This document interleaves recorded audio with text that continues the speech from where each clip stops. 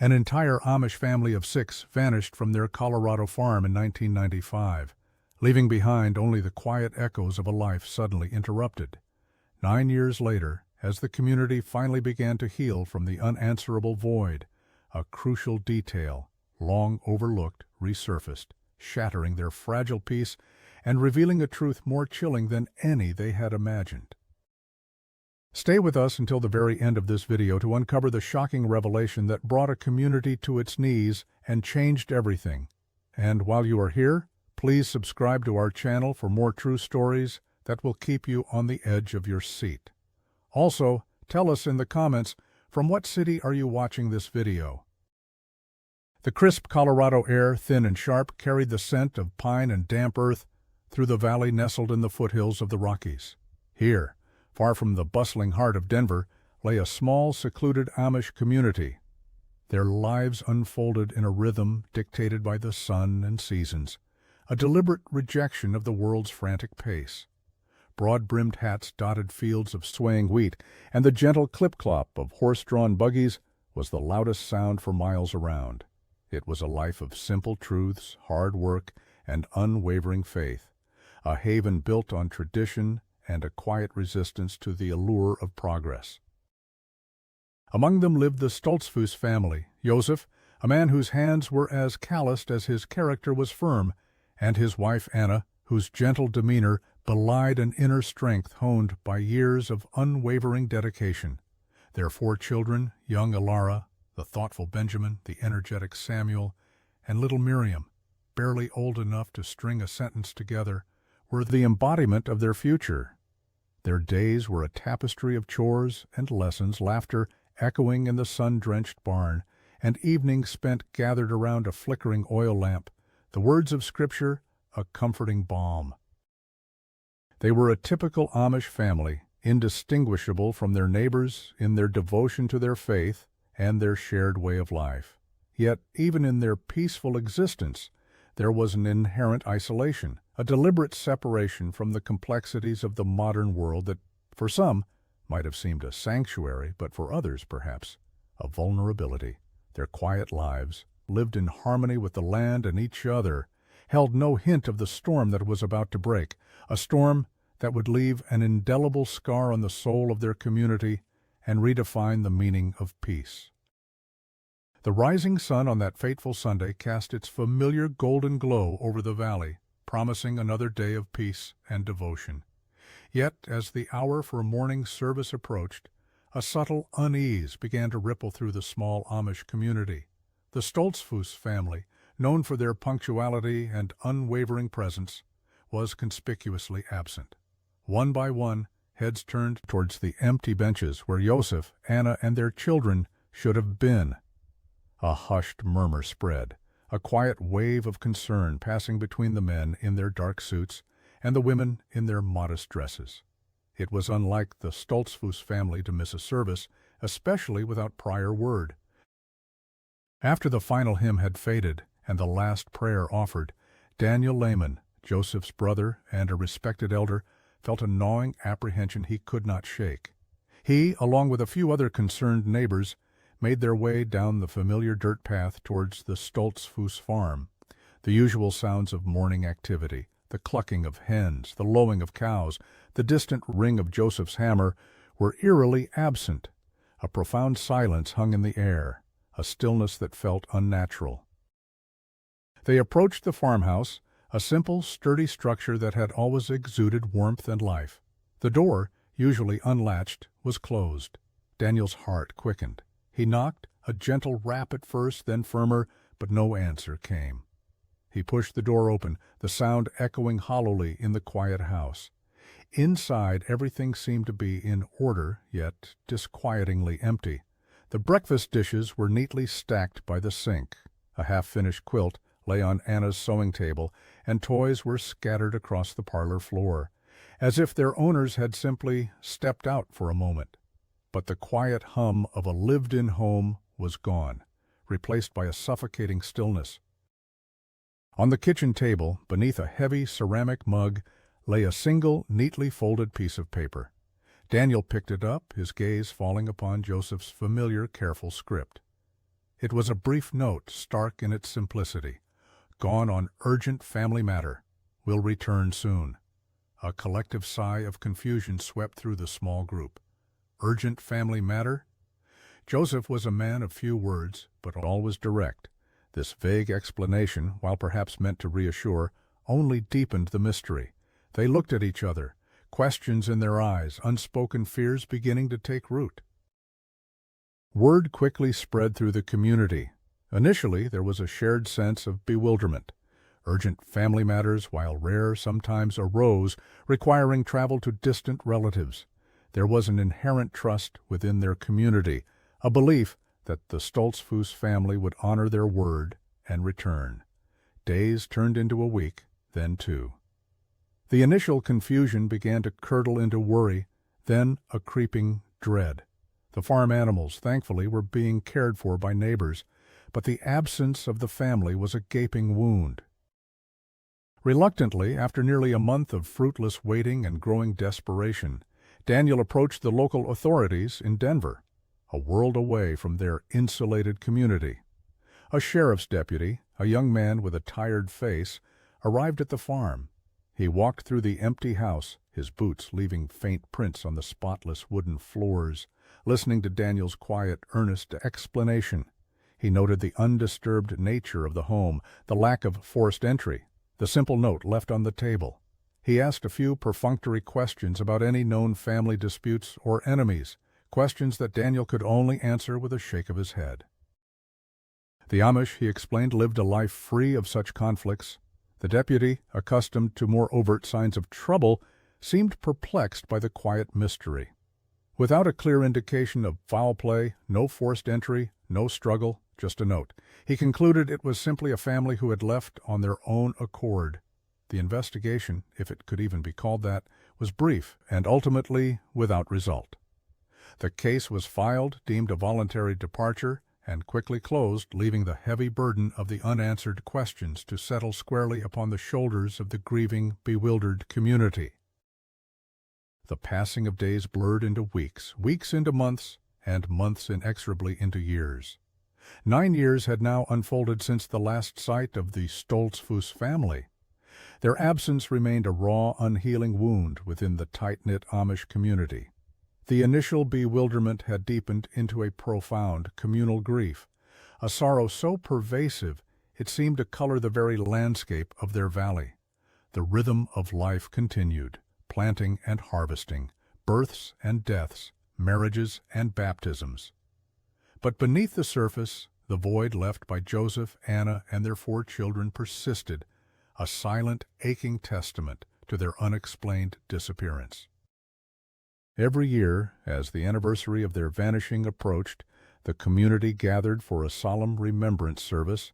It was a day of quiet contemplation, a time to speak the names of Joseph, Anna, Elara, Benjamin, Samuel, and Miriam aloud, to ensure they were never forgotten.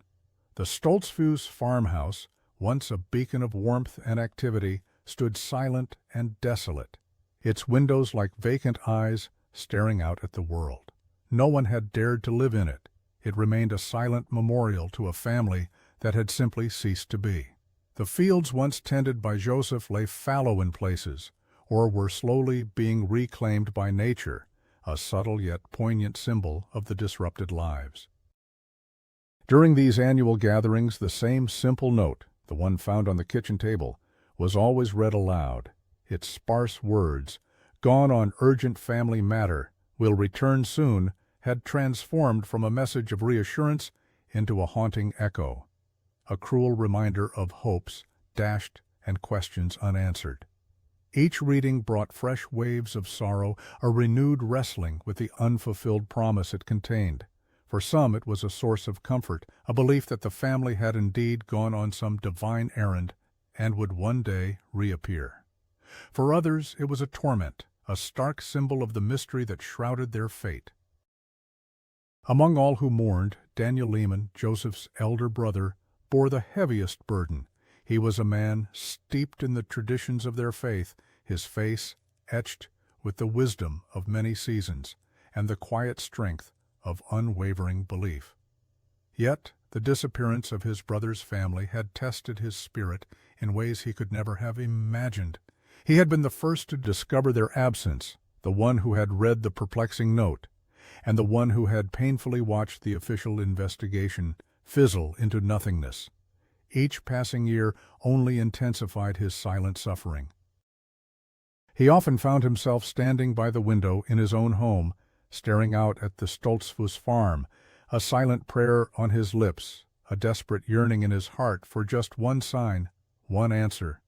The note, now brittle with age, lay carefully preserved in his old wooden chest, pulled out and reread countless times, each word examined for some hidden meaning, some clue that everyone else had missed. Daniel's grief was not merely for the loss, but for the agonizing uncertainty, the lack of closure that clung to their community like the persistent mountain mist. He vowed to himself in the quiet moments of the night that he would never truly give up hope, even as the years wore on, seemingly erasing all traces of the Stoltzfus family from the earth. 9 years had etched lines of sorrow onto the faces of the community members, but also an enduring strength. As the crisp autumn wind rustled through the dying leaves, the familiar ritual of the annual remembrance service once again drew them together. This year, the gathering took place not at the silent Stoltzfus farm, but in the spacious, modest home of Daniel Lehman, a testament to his unwavering commitment to his vanished family and his role as a pillar of the community. The scent of fresh-baked bread mingled with the faint aroma of wood smoke from the hearth, creating a poignant backdrop for the solemn occasion. Men sat on simple wooden benches, their expressions somber, while women in their plain dresses and white caps murmured quiet prayers. The service unfolded with the usual hymns, sung in their Pennsylvania Dutch dialect, their voices a mournful chorus echoing through the quiet room. Minister Yoder spoke of faith, resilience, and the mysteries of God's plan, offering what comfort he could in the face of an enduring enigma. Afterward, as was their custom, the community stayed to share simple refreshments and memories of the Stoltzfus family. Children, though too young to remember Joseph and Anna themselves, listened intently as their elders recounted tales of their kindness, their industry, and their unwavering devotion. Daniel, his heart heavy with the weight of another year past, moved through the familiar faces, offering quiet words of thanks and sharing in their shared grief. His gaze, however, kept returning to a corner of the parlor where old boxes had been brought out. These were boxes filled with items from the Stoltzfus farm, carefully preserved after their disappearance, a few quilts Anna had sewn, some of Joseph's carpentry tools, the children's worn storybooks. It was a painful yet necessary ritual, a way to keep the family's memory alive, to touch the tangible remnants of lives that had been. He picked up a small wooden horse, its paint chipped, undoubtedly one of Samuel's cherished toys. A wave of profound sadness washed over him, remembering the boy's boisterous laughter.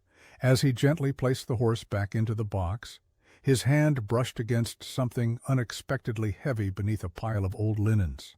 His fingers closed around the familiar worn leather binding of a book. He pulled it out, his breath catching in his throat.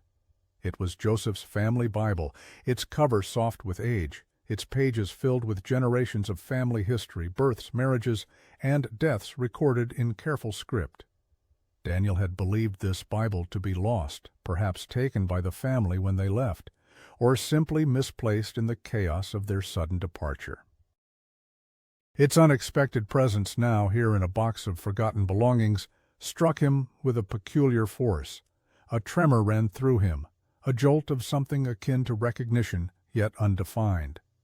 Why would Joseph have left his cherished family Bible behind if he was only going on an urgent family matter for a short time? The question, though unspoken, began to echo in the quiet space of his mind, a dissonant note in the somber harmony of the remembrance service, urging him to look closer. The familiar weight of Joseph's Bible in Daniel's hands felt different now, imbued with a strange, compelling significance. The scent of aged leather and old paper filled his nostrils as he carefully carried it away from the lingering chatter of the remembrance service, seeking the quiet solitude of his study. The afternoon light, muted by the simple muslin curtains, cast soft shadows across the room as he settled into his worn armchair. With a deep breath, Daniel opened the Bible, his fingers tracing the delicate, almost invisible gold lettering on its spine.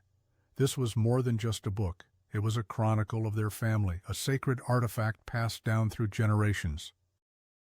His gaze fell upon the neatly handwritten family tree at the front, generations of Stoltzfuses meticulously recorded, birth dates and death dates, marriages and children. Joseph's hand, steady and precise, had added the entries for his own children, ending abruptly with Miriam's birth 9 years ago.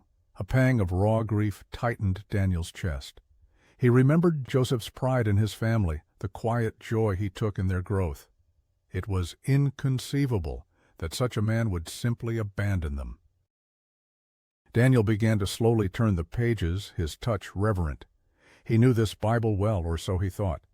He had seen Joseph consult it countless times, heard his quiet recitations from its verses.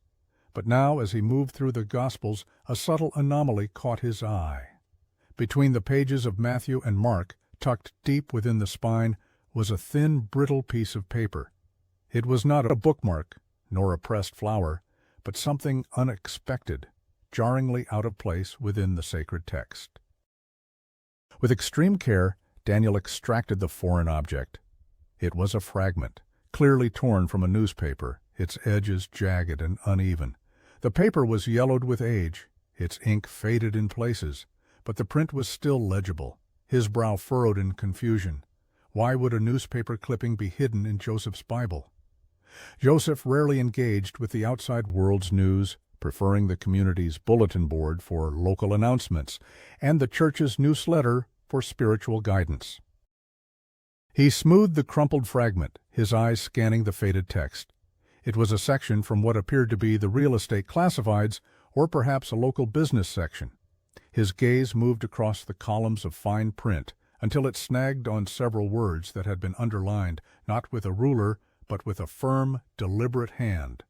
Words like land acquisition, prime development, and investment opportunity. Below them, circled with a hasty, almost agitated stroke, was a specific address, 1749 Willow Creek Drive, Denver, CO.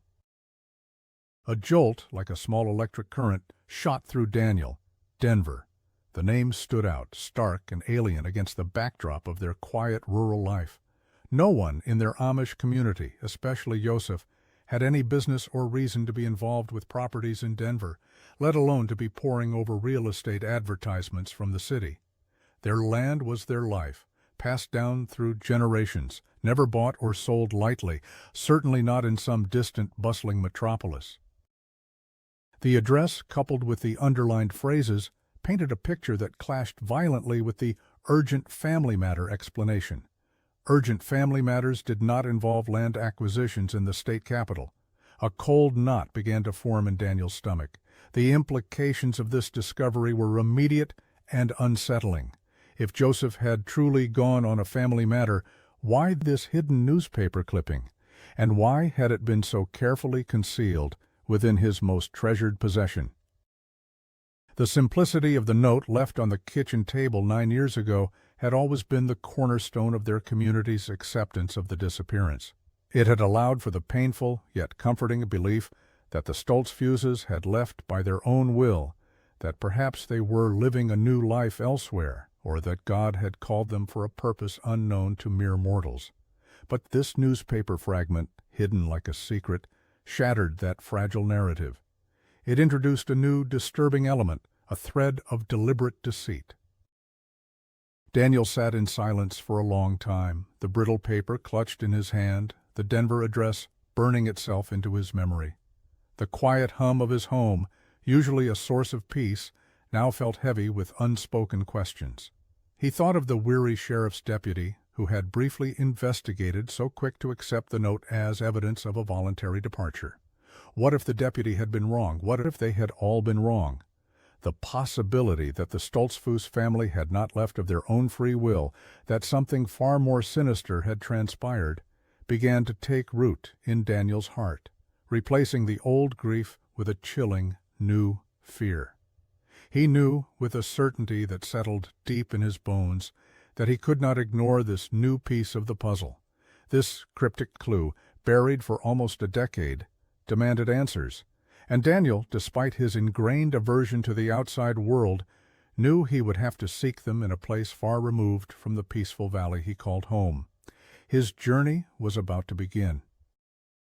The morning sun, which usually brought comfort and familiarity to Daniel's world, felt strangely oppressive as he prepared for his journey. The decision had not been made lightly. For an old-order Amishman, venturing beyond the well-defined boundaries of their community into the sprawling, chaotic English world was an undertaking of immense significance, fraught with spiritual and personal discomfort.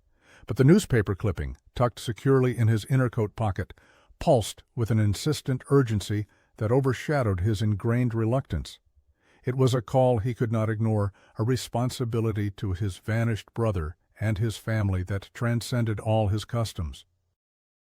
He had borrowed a neighbor's newer, more efficient horse and buggy, one capable of a faster, sustained pace than his own older vehicle. The horse, a sturdy mare named Bess, seemed to sense the gravity of the occasion, her breath pluming in the cool dawn air as they set off. The familiar dirt roads of the valley gradually gave way to paved county roads and then, inexorably, to the multi-lane arteries that fed into the vast urban sprawl of Denver. Each mile brought a fresh assault on Daniel's senses. The quiet symphony of birdsong and rustling leaves was replaced by the cacophony of engines, the blare of horns, and the incessant hum of countless unseen machines. His eyes, accustomed to sweeping vistas of open fields and distant mountains, were now bombarded by towering structures of glass and steel that seemed to scrape the very sky. Neon signs, flashing and blinking with relentless energy, screamed messages of consumption and fleeting desires, a stark contrast to the hand-painted signs of their village. The air, usually redolent with the scent of hay and manure, was thick with the exhaust fumes of countless automobiles, an acrid taste in his mouth. His simple, dark clothing and broad-brimmed hat, which blended seamlessly within his community, now marked him as an anachronism, drawing curious glances and sometimes bewildered stares. He felt like an exhibit, a relic from another time, navigating a world that moved at a dizzying, incomprehensible speed. Cars whizzed past his buggy, their drivers often impatient, their faces a blur of focused urgency. Daniel held the reins tightly, his knuckles white, his posture rigid as he steered Bess through the unfamiliar currents of traffic. The directions to Willow Creek Drive, scribbled onto a separate piece of paper from a map he had cautiously studied, seemed to mock him with their complexity. Lefts and rights, street names, and numbers that bore no logical relation to each other. He relied on Bess's steady gait and his own ingrained sense of direction, constantly scanning for landmarks, for anything familiar in this bewildering labyrinth of concrete and steel. Each intersection was a minor victory, each turn a small prayer of thanks. The city itself was a stark contrast to the pristine natural beauty of his home. Buildings were packed tightly together, their walls often adorned with vibrant, sometimes aggressive murals or covered in a uniform gray. People moved with a hurried purpose, their faces often fixed in expressions of preoccupation, rarely meeting his gaze. He observed their varied attire, their loud conversations, the tiny devices they held to their ears, their hurried meals consumed on the go. It was a world of constant motion, constant noise, and an overwhelming sense of disconnect, despite the millions of people crammed into its confines. He felt a deep-seated discomfort, a profound sense of being out of place. His internal compass, which always guided him true within his own world, spun wildly here. He yearned for the quiet simplicity of his farm, the predictability of his routines, the comforting presence of his community. Yet the image of Joseph's face, of Anna's gentle smile, of the children's eager eyes, flickered in his mind's eye, fueling his resolve. This was not for himself, but for them. Finally, after hours that felt like an eternity, he saw the street sign, Willow Creek Drive. It was a less trafficked road lined with aging industrial buildings, their windows often dark and grimy. The address, 1749, slowly materialized before him, a squat brick building with a faded sign proclaiming it a Denver print works, long since abandoned, its front door boarded up, its loading dock overgrown with weeds. It looked like a ghost, a forgotten remnant of a bygone era. Daniel pulled Bess to a halt, the sudden quiet of the side street a welcome reprieve. He sat for a moment simply observing the derelict building, a sense of anticlimax mingling with a growing suspicion. This address, hidden in Joseph's Bible, led to this abandoned structure. What could possibly connect his brother, a man of the earth and of God, to a forgotten city print shop? The question hung heavy in the air, a new layer to the mystery he had so painstakingly sought to unravel. He knew his journey was far from over, that the true answers lay hidden within the silent walls of this decaying building, or perhaps within the shadows of the very city that now loomed around him. He had faced his fears, but now he had to face the unknown that lay ahead. The abandoned Denver printworks stood before Daniel like a tombstone marking a forgotten history. Its windows, coated in years of grime and sometimes shattered, reflected the bleak late-afternoon sky. The once bright sign, proclaiming its former purpose, was now faded and peeling, like a forgotten memory. A heavy padlock secured the main entrance, but years of neglect had taken their toll. The wood of the doorframe was rotted in places, and a loose board at the side offered a precarious point of entry. With a profound sense of trepidation, Daniel dismounted from his buggy, tying Bess securely to a rusted fence post. He took a deep breath, the stale, metallic scent of the city still clinging to the air, and cautiously approached the derelict building. He knew he was trespassing, violating the laws of the English world, but the compelling pull of the mystery, the silent plea of his brother's hidden message, was stronger than any apprehension. He carefully pried at the loose board, groaning under his weight, until it yielded enough for him to squeeze through the narrow opening. The air inside was thick and heavy, smelling of dust, decay, and the ghost of old ink. Motes of dust danced in the weak shafts of light that pierced the grimy windows, illuminating a scene of utter disarray. Old machinery, hulking and silent, stood like skeletal giants in the vast, open space of the print shop. Presses, long since rusted and inert, dominated the floor, surrounded by countless stacks of yellowed paper, some scattered across the floor like discarded autumn leaves. Spiders had spun intricate webs in every corner, and the silence was broken only by the occasional creak of the old building settling or the distant hum of city traffic. Daniel moved slowly, his plain black boots stirring up clouds of fine dust with every step. He felt a profound sense of disorientation, a man from a world of natural order stepping into a realm of forgotten chaos. He began his methodical search, his eyes scanning for anything that might relate to Joseph, to the newspaper clipping, or to the peculiar Denver address. He moved past towering shelves filled with old typeset, wooden drawers overflowing with defunct printing blocks, and workbenches cluttered with broken tools. His gaze was drawn to a corner of the building where a smaller office space was sectioned off by a flimsy partition. Here, the disarray was even more pronounced, as if someone had ransacked the room in a hurry. Drawers hung open, papers lay strewn across the floor, and a metal filing cabinet was overturned. It was here amidst the debris that he found them. Tucked beneath a broken chair, partially obscured by a pile of old newspapers and what appeared to be burnt fragments of wood, lay a stack of documents. Many were charred at the edges, their content rendered illegible by the scorching, but some sections remained remarkably intact. Daniel knelt, carefully gathering the fragile papers, his heart pounding with a mixture of dread and a nascent sense of discovery. He unfolded the least damaged of the documents.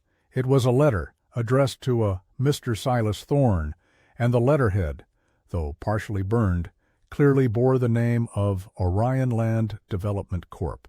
Daniel's brow furrowed. Land development? The term immediately conjured images of the wealthy outsiders who, in the years leading up to the Stoltzfus family's disappearance, had made sporadic, unwelcome attempts to buy up land in their valley. They had offered exorbitant sums, tempting some of the younger, less traditional members of the community. But Joseph, a staunch traditionalist, had always been vehemently opposed to any sale of their ancestral land. As he sifted through the other documents, a chilling picture began to emerge. There were several proposals for large-scale resorts and leisure facilities, complete with artists' renderings of sprawling complexes with golf courses and swimming pools, all situated in picturesque, mountainous terrain, remarkably similar to their valley. There were financial statements detailing large sums allocated for acquisition costs. And then he found it. A memorandum dated just months before the Stoltzfus family vanished. It outlined obstacles to acquisition for a specific tract of land, clearly identified by lot numbers that Daniel recognized as belonging to Joseph Stoltzfus's farm. The document contained phrases like uncooperative owner, resistance to negotiation, and a chilling line that sent a shiver down Daniel's spine. Alternative strategies may be required. His hands trembled as he continued to examine the papers. Finally, on a scorched sheet that appeared to be a list of contacts, a name leaped out at him, underlined with a bold, aggressive stroke. Sheriff Thomas O'Malley. Daniel's breath hitched. Thomas O'Malley. That was the name of the sheriff who had handled the initial, brief, and ultimately fruitless investigation into the Stoltzfus family's disappearance 9 years ago, the same sheriff who had so readily accepted the urgent family matter note and closed the case. The pieces began to click into place, forming a terrifying mosaic. The hidden newspaper clipping, the aggressive land developers, the resistance of his brother, the ominous alternative strategies, and now the direct connection to the very law enforcement officer who had dismissed their pleas for a more thorough investigation. It was no longer a simple disappearance. It was something far more sinister, a conspiracy woven in the dark underbelly of the English world, reaching its cold, grasping fingers into the peaceful heart of their Amish valley. A profound dread settled over Daniel, replacing his earlier confusion with a sickening clarity. He had found his answers, or at least the threads of them, but they were not the answers he had hoped for. The truth, it seemed, was far more terrible than endless uncertainty. He held the charred documents, their fragility belying the shocking weight of the revelations they contained, and knew, with a certainty that chilled him to the bone, that the quiet peace of his community had been irrevocably shattered. The journey back to the quiet valley was vastly different from the one Daniel had undertaken just hours before. The chaos of Denver no longer seemed merely overwhelming, it felt menacing, its skyscrapers now appearing as cold, unforgiving monoliths.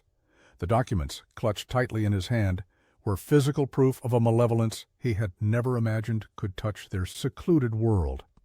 The initial discomfort he felt in the English world had transformed into a grim determination, an iron resolve to bring the truth to light, no matter the personal cost. Bess, sensing his changed demeanor, seemed to trot with a renewed urgency, pulling the buggy through the fading light as if racing against the encroaching shadows. Upon his return, the first rays of dawn were just painting the eastern sky. Daniel went directly to his home, bypassing sleep, his mind racing. He knew he could not keep this information to himself.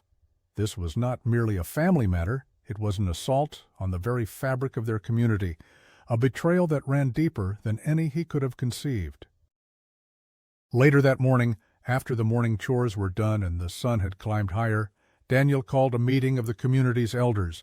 These were men of wisdom and experience, their faces lined with the years of guiding their people through harvests and hardships. They gathered in the plain meeting room of the church, the air hushed with an expectant solemnity. Daniel, his voice steady despite the tremor in his hands, laid out the charred documents on the sturdy oak table. He recounted his journey to Denver, the unsettling discovery of the abandoned print shop, and the chilling contents of the papers, the mentions of Orion Land Development Corp., the aggressive land acquisition plans, the obstacles to acquisition, specifically naming Joseph's farm, and the damning connection to Sheriff Thomas O'Malley. A collective gasp, a rare sound in their usually stoic gatherings, rippled through the room. Faces, normally composed, contorted with disbelief, then a growing anger. The initial urgent family matter note, once a source of weary acceptance, now felt like a cruel deception. The elders passed the documents from hand to hand, their eyes widening as they absorbed the implications. The names, the dates, the cold corporate language of alternative strategies painted a picture that was starkly, terrifyingly clear. Their peaceful valley had not been immune to the greed of the outside world. It had been actively targeted, and one of their own families had paid the ultimate price. The discussion was long and impassioned, though conducted in their usual measured tones. The elders, guardians of their traditions and their people, understood the gravity of the situation. To involve the English authorities was a significant step, one they rarely took. But this was different. This was not a dispute among themselves, nor a minor infraction. This was murder, a deep-seated conspiracy, and it demanded justice that only the larger world system could provide. There was unanimous agreement. They would present their findings to the state police. The old local sheriff's office had failed them, or worse, had been complicit. The following day, Daniel, accompanied by 2 other senior elders, made the somber journey to the Colorado State Police headquarters in Denver. The trip was no less disorienting than his first, but now it was tinged with a steely resolve. They presented their evidence to a new sheriff, a younger man named Sheriff Baker, who had recently taken over the county jurisdiction after O'Malley's quiet retirement several years prior. Sheriff Baker listened with a polite but clearly skeptical expression. He was a product of the modern justice system, accustomed to clear-cut evidence, forensics, and detailed witness statements. The story of an Amish family vanishing almost a decade ago, based on a single old newspaper clipping and partially burnt documents found in an abandoned building, seemed to him more like a folk tale than a viable case. He knew of the O'Malley case, as it was informally known, a missing persons file, long since inactive. Reopening it would mean dredging up old records, questioning retired officers, and potentially exposing uncomfortable truths about his predecessor. There was a palpable reluctance in his demeanor. Cold cases were notoriously difficult to solve, and the involvement of a former sheriff, especially one who had been well regarded, presented a political minefield. "Mr. Lehman," Sheriff Baker began, his voice measured, "I understand your distress, but these documents are old, fragmented, and the initial report clearly states the family left voluntarily. There's no indication of foul play." He pushed the charred papers back across the table, his expression suggesting he found them less than compelling. Former Sheriff O'Malley was a respected officer. It's highly unusual to question a closed case based on what amounts to circumstantial evidence found in a disused building. Daniel, however, stood firm. He recounted the Stoltzfus family's unwavering character, their deep roots in the community, their absolute refusal to sell their land. He spoke of Joseph's meticulous nature, emphasizing why such a cryptic message, so carefully hidden, could only be a desperate cry for help, a clue left behind when he knew he could not return. He described the urgent family matter note as a clear misdirection, a lie. His quiet conviction, his genuine grief, and the undeniable truth embedded in the partially legible documents began to chip away at Sheriff Baker's skepticism. The sheer improbability of such a deep-rooted, traditional family simply vanishing without a trace, combined with the corporate documents clearly targeting their land, slowly started to build a compelling narrative. Reluctantly, Sheriff Baker agreed to look into it. It was not the enthusiastic commitment Daniel had hoped for, but it was a crack in the wall of indifference.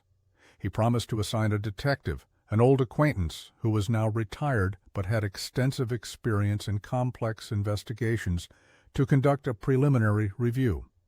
It was a concession, a small glimmer of hope, but for Daniel, it was everything. He knew that the fight for justice for the Stoltzfus family had only just begun, and the path ahead would be fraught with skepticism, resistance, and the powerful forces that clearly wish this secret to remain buried. The quiet courage of the Amish elder had stirred the stagnant waters of a 9-year-old mystery, and now the ripples would begin to spread, threatening to expose a darkness that had long festered beneath the surface. Sheriff Baker, true to his word, assigned a detective to the Stoltzfus case. He chose not a fresh face from his own active-duty roster, but a retired investigator named Frank Miller. Miller was a legend in the department, known for his relentless pursuit of truth, his sharp mind, and his almost uncanny ability to see patterns where others saw only chaos. Baker knew Miller wouldn't be swayed by political pressure or the discomfort of reopening a decade-old, highly sensitive case involving a former colleague. Miller arrived at the state police headquarters with a quiet intensity, his movements betraying none of his advanced years.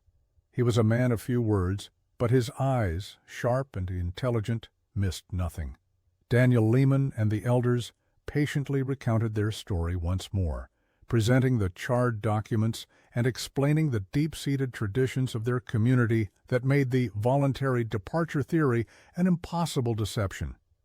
Miller listened, not with skepticism, but with a deep, focused concentration, taking meticulous notes. His first step was to acquire the complete, albeit sparse, file on the Stoltzfus disappearance from the county sheriff's office. He sifted through the old reports, the brief notes from Sheriff O'Malley, and the final dismissive closure statement. He noted the superficiality of the initial inquiry, the lack of any real investigative effort beyond confirming the note's presence.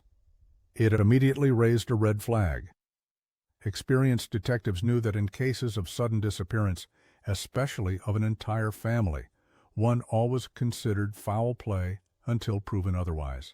O'Malley's quick closure seemed at best negligent, at worst deliberately obstructive. Miller then turned his attention to Orion Land Development Corp., the name that appeared so prominently on the documents found in the abandoned print shop. His investigation began with digging into public records, corporate filings, and old newspaper archives in Denver. It wasn't long before a pattern began to emerge. Orion Land Development, led by a charismatic but notoriously ruthless CEO named Reginald Vance, had indeed been aggressively acquiring land in various scenic parts of Colorado throughout the early to mid-1990s, often facing resistance from long-established rural communities. Their MO was consistent: identify prime locations for high-end resorts, attempt to buy out landowners, and if resistance arose, employ alternative strategies. Miller used his old contacts, quietly reaching out to former colleagues in various county offices, asking discreet questions about Orion Land Development and its dealings in the mid-90s. Whispers of questionable tactics, forced sales, and even mysterious incidents on disputed land began to surface, though nothing concrete enough to be prosecuted. But the cumulative weight of the anecdotes painted a damning picture of a corporation that prioritized profit above all else, even human dignity. The most damning link, however, came when Miller began to investigate Sheriff Thomas O'Malley's financial records from around 1995. It required a warrant and careful navigation through layers of hidden transactions, but eventually the truth emerged. Significant unexplained deposits had been made into O'Malley's offshore bank account shortly after the Stoltzfus family vanished and the case was closed. The sums were far too large to be explained by his meager sheriff's salary. The paper trail, though painstakingly obscured, led directly back to a shell corporation tied to Orion Land Development Corp. The bribery was undeniable, cold, hard proof of O'Malley's complicity. With this crucial evidence, Miller expanded his search, focusing on properties acquired by Orion Land Development in the same county as the Amish community, particularly those purchased around 1995 or shortly thereafter.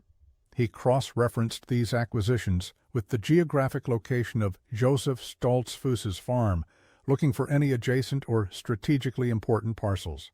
His attention was drawn to a large, undeveloped tract of land, several miles from the Amish community, that had been quietly purchased by Orion Land Development through a third-party company in late 1995, just months after the Stoltzfus family disappeared. It was remote, heavily wooded, and accessed by a single, barely discernible dirt track that branched off a forgotten logging road. This particular parcel had no obvious commercial value for Orion's resort plans. It was too rugged, too isolated. Why would they acquire it? Miller's instincts screamed. This was a disposal site. He secured another warrant, this time for a ground-penetrating radar (GPR) scan of the remote property. The day of the GPR scan was cold and gray, mirroring the grim anticipation that hung heavy in the air. Daniel Lehman, along with Sheriff Baker and a small team of state police, stood watching as the GPR equipment, dragged by a specialized vehicle, slowly traversed the dense undergrowth. The screen inside the vehicle displayed subtle anomalies beneath the earth, disturbances in the soil that indicated buried objects. One particular area, a slightly raised mound tucked away deep in the thick woods, showed a distinct and consistent pattern of multiple human-sized disturbances. A team of forensic anthropologists and excavation specialists was immediately called in. The digging was slow, meticulous work, performed with the utmost care. The air grew still, the only sounds the scrape of shovels against earth, the quiet instructions of the forensic team, and the labored breaths of those watching. As the earth was carefully removed, layer by agonizing layer, the first grim discovery was made. Fragments of cloth, weathered and decayed, slowly began to emerge from the cold soil. Then, a small, fragile bone, unmistakably human, a collective intake of breath from the onlookers. Hour after agonizing hour, the grim excavation continued. As more earth was removed, the horrifying truth revealed itself with brutal clarity. 6 distinct graves, shallow and hastily dug, were uncovered. Within each, the skeletal remains of a human being. The size and arrangement of the bones left no doubt. They were the Stoltzfus family, Joseph, Anna, and their 4 children, buried together in the desolate earth, far from their cherished farm, far from their peaceful community. The remnants of their simple clothing, a child's shoe, a rusted button, lay tragically beside their bones, poignant relics of lives brutally extinguished. Daniel Lehman stood in silent agony, his face pale, tears streaming down his weathered cheeks. The answers he had so desperately sought for 9 long years had finally been revealed, but they were answers that shattered his heart. The urgent family matter had been a horrific lie, a cruel diversion. The family had never left. They had been murdered, silenced by the insatiable greed of men who saw their land as mere property, their lives as expendable obstacles. The discovery was a profound, unbearable sorrow, but it was also a grim validation of Daniel's unwavering faith in his brother and his relentless pursuit of the truth. The long night of uncertainty was finally over, replaced by the chilling, undeniable reality of their fate. The silence of the forest was now the silence of graves, and the burden of justice for the Stoltzfus family had become a sacred, unyielding vow. The discovery of the Stoltzfus family's remains sent a shockwave through the quiet community and reverberated loudly in the offices of the Colorado State Police. The grim findings from the wooded parcel of land provided the undeniable physical evidence that had been missing for so long. Detective Miller, with Sheriff Baker's full backing, moved swiftly. The pieces of his painstakingly assembled puzzle now clicked into place with horrifying precision, forming a complete and devastating picture of corporate greed, corruption, and cold-blooded murder. Warrants were issued. The first target was Thomas O'Malley, the former county sheriff. He was found in his modest retirement home, a picture of quiet domesticity, seemingly enjoying the peaceful autumn of his life. The knock on his door was sharp and authoritative, a jarring intrusion into his carefully constructed facade of innocence. When Detective Miller and his team presented the warrant, O'Malley's composure fractured. His eyes, which had once held the power of local authority, now darted nervously, revealing a flicker of the panic he had likely suppressed for nearly a decade. He was taken into custody without incident, the silence of his arrest a stark contrast to the violence he had enabled. Next, the focus shifted to the architects of the scheme, Reginald Vance, the CEO of Orion Land Development Corp., and several of his key executives. Their arrests were a public spectacle, carried out in the bustling, polished offices of their Denver high-rise.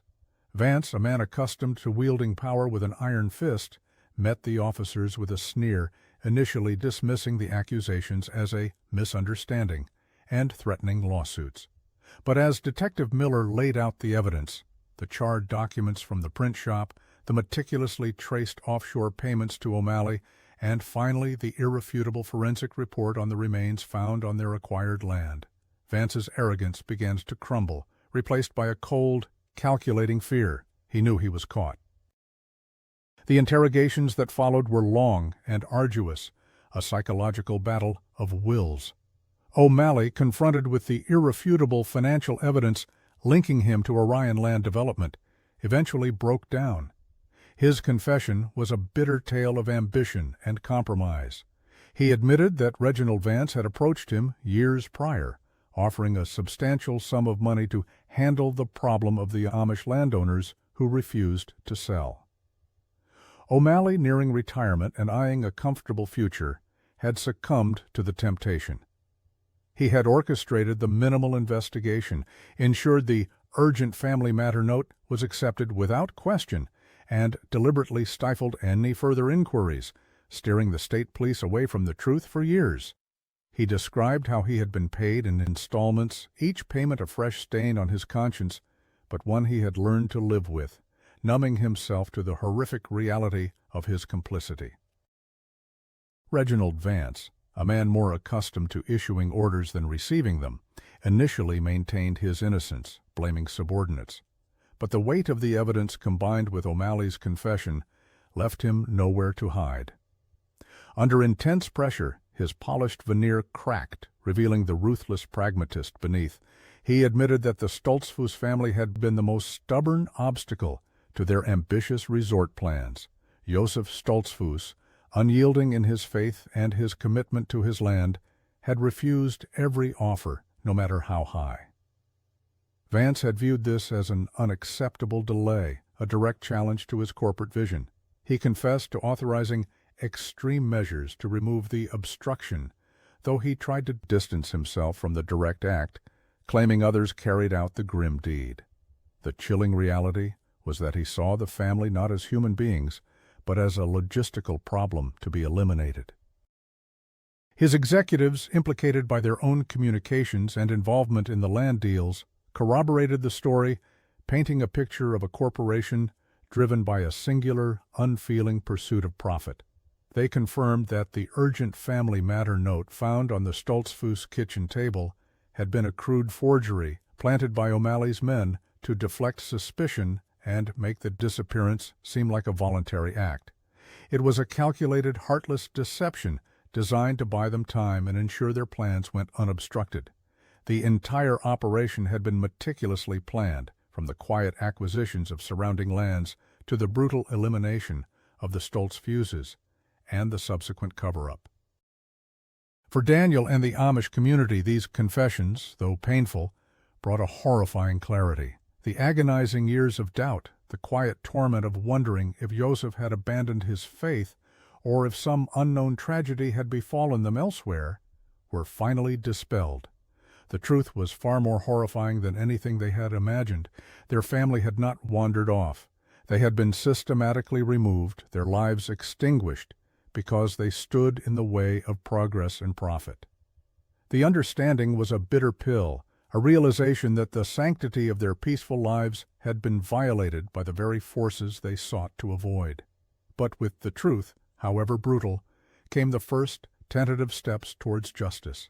The long-held secret, festering in the shadows of the Colorado foothills, was finally exposed to the harsh light of day.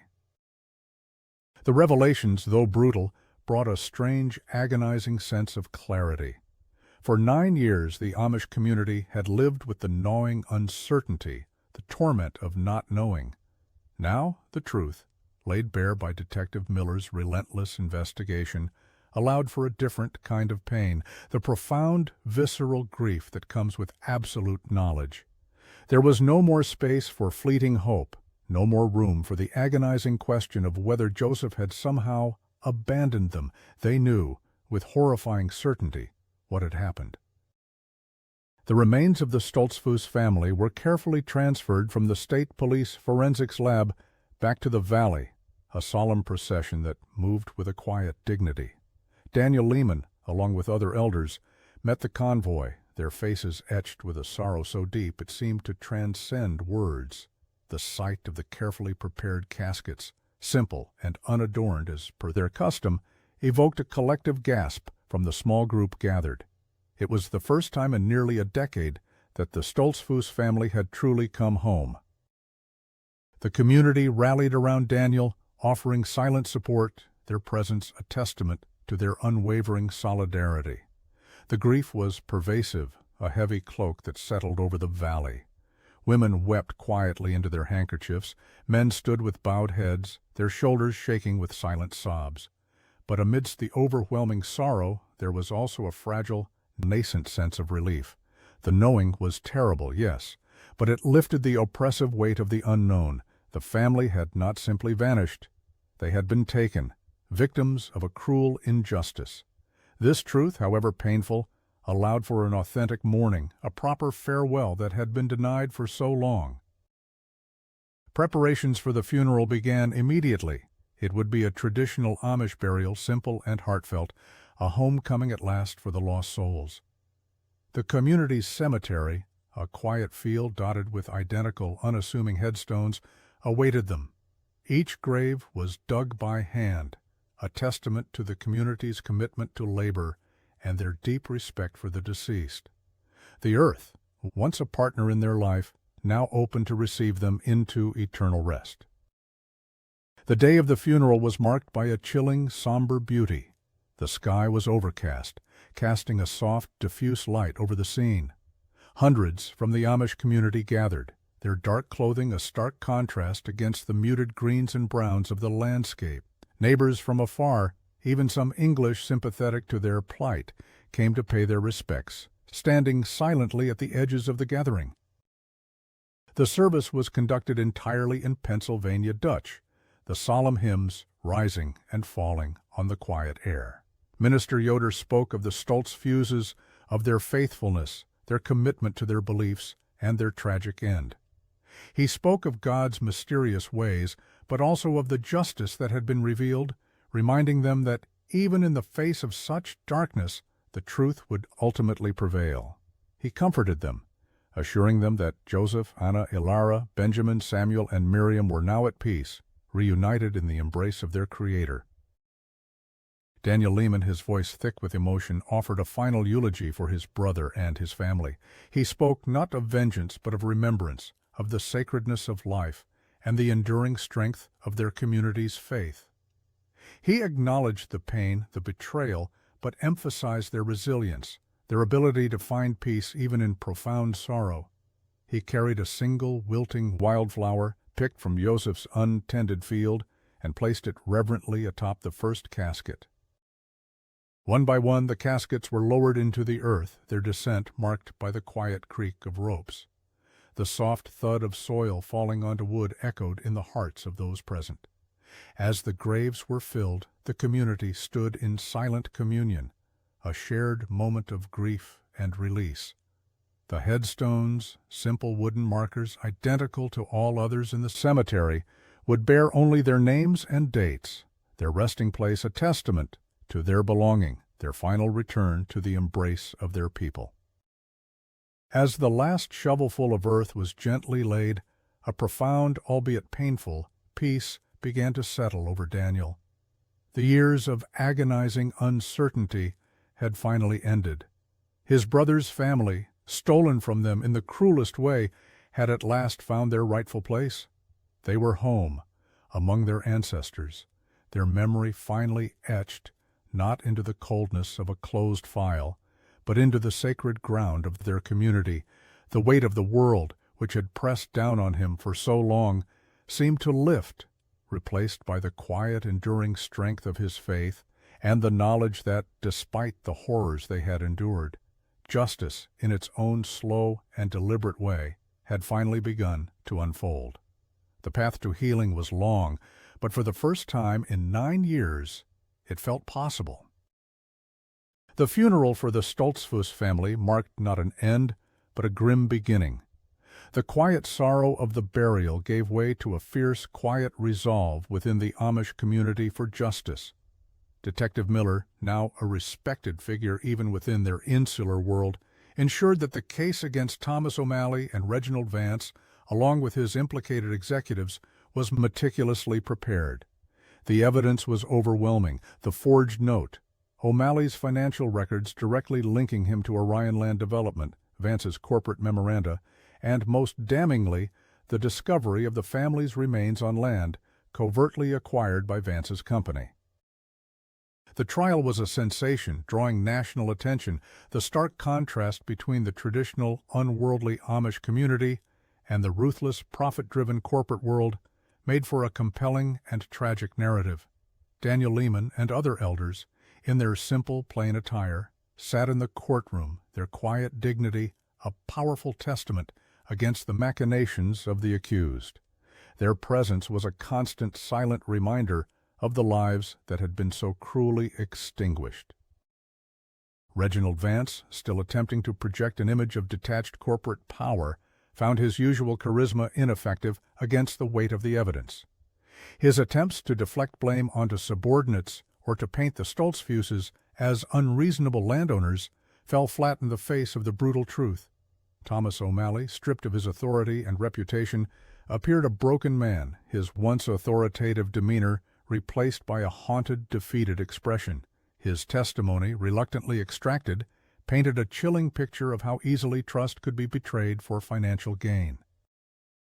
The prosecution methodically presented the case: how Orion Land Development coveted the Stoltzfus land for a lucrative resort, how Joseph's unwavering refusal to sell became an obstacle, and how O'Malley, swayed by greed, conspired to remove that obstacle. The detail of the forged note, designed to mislead and ensure the rapid closure of the case, highlighted the cold premeditation of the crime. The forensic evidence detailing the discovery of the shallow graves and the identification of each family member brought a wave of silent tears to the faces of the Amish attendees. After weeks of testimony, the verdicts were delivered. Reginald Vance and his key executives were found guilty on multiple counts, including conspiracy to murder and obstruction of justice. The sentences were severe, reflecting the heinous nature of their crimes and the profound impact on the victims. Thomas O'Malley, once a respected figure of law enforcement, was convicted of complicity in murder and corruption, his fall from grace complete and public. Justice, in its slow and arduous march, had finally caught up to them. Beyond the criminal convictions, the legal proceedings also addressed the land that had been the catalyst for such tragedy. Through a civil suit initiated by the community, the lands unlawfully obtained or implicated in the scheme, including Joseph Stoltzfus's farm, were ultimately returned to the Amish community. It was a symbolic victory, a reclamation of what was rightfully theirs, though it could never truly compensate for the lives lost. The tragedy of the Stoltzfus family became a profound, albeit agonizing, lesson for the entire Amish community. For generations, their strength had lain in their separation from the English world, their reliance on internal community ties and divine guidance. But this incident brutally exposed their vulnerability to external malevolence. It illuminated the stark reality that while their faith provided a shield against worldly temptations, it did not always protect them from the world's darker intentions. The elders, led by Daniel Lehman, engaged in long, solemn discussions. While their core values of simplicity, self-sufficiency, and non-resistance remained steadfast, they recognized the necessity of a nuanced approach to the outside world. They learned that vigilance was paramount. They established clearer protocols for dealing with outsiders seeking to acquire land or influence their way of life. They understood that sometimes interaction with the legal system, with the very English world they largely eschewed, was a necessary evil to protect their community and uphold justice. It was a difficult lesson, a painful acknowledgement that their cherished isolation, while offering purity, could also expose them to unseen dangers. They began to forge tentative, trusted relationships with select English lawyers and ethical law enforcement officials, individuals who understood and respected their values, but who could also act as a buffer and a shield when circumstances demanded it. The tragedy forged a new kind of strength within them, not born of defiance, but of a sober understanding of the world's complexities, and a renewed commitment to protect their way of life through wisdom and vigilance. The trials concluded, but the lessons learned would resonate through the community for generations, ensuring that the Stoltzfus family's sacrifice would not be in vain. The conclusion of the trials, the sentencing of the perpetrators, and the reclamation of their ancestral lands brought a fragile yet profound sense of closure to the Amish community. The raw wound of the Stoltzfus family's disappearance, which had festered for 9 agonizing years, could finally begin to heal. The pain remained, a deep, abiding ache in the collective heart of the community, but it was now a pain tinged with the peace of knowing and the quiet satisfaction of justice served. The absence of Joseph, Anna, and their children would forever be felt, a missing thread in the fabric of their lives, yet their memory was now enshrined not in mystery but in solemn truth. Life in the valley, though forever altered by the tragedy, slowly resumed its familiar rhythm. The fields, once a silent testimony to absence, were again tilled and sown, their bounty a promise of continuity. Children's laughter once more echoed across the farms, their innocence a balm to the lingering sorrow. The sense of security, so brutally shattered, began to mend, carefully rebuilt on the foundation of revealed truth and the deterrent of justice. While the world outside their valley remained unpredictable, they had faced its darkest impulses and emerged, though scarred, still whole. For Daniel Lehman, the journey had been transformative. He had always been a man of deep faith and tradition, rooted firmly in the Amish way of life. But his relentless pursuit of the truth, his courageous ventures into the bewildering English world, had broadened his understanding and tempered his perspective. He had seen the depths of human depravity, but also the unexpected compassion of strangers like Detective Miller, and the efficacy of a justice system he had previously viewed with apprehension. Daniel, now more than ever a revered elder, embodied the subtle shift within the community. He remained steadfast in his traditional attire, his quiet demeanor, and his unwavering faith. Yet he was now a bridge between two worlds. He understood that while their separation was vital for preserving their values, absolute isolation could also be a vulnerability. He became an advocate for a measured, principled engagement with necessary outside institutions, particularly when it came to protecting their land and their people. He encouraged a quiet vigilance, a discernment that could distinguish genuine threats from harmless modernity. The community, through his guidance, learned to be more discerning, to seek counsel and assistance when their own means were insufficient, always with the guiding principle of preserving their values and their way of life. The story of the Stoltzfus family became more than just a tragic memory. It became a powerful narrative passed down through generations. It was a somber reminder of the value of their peaceful agrarian existence, a testament to the strength that came from their unity and their faith, even in the face of unimaginable adversity.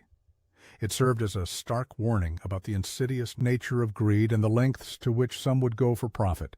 But more importantly, it became a story of resilience, of unwavering hope, and of the enduring power of truth.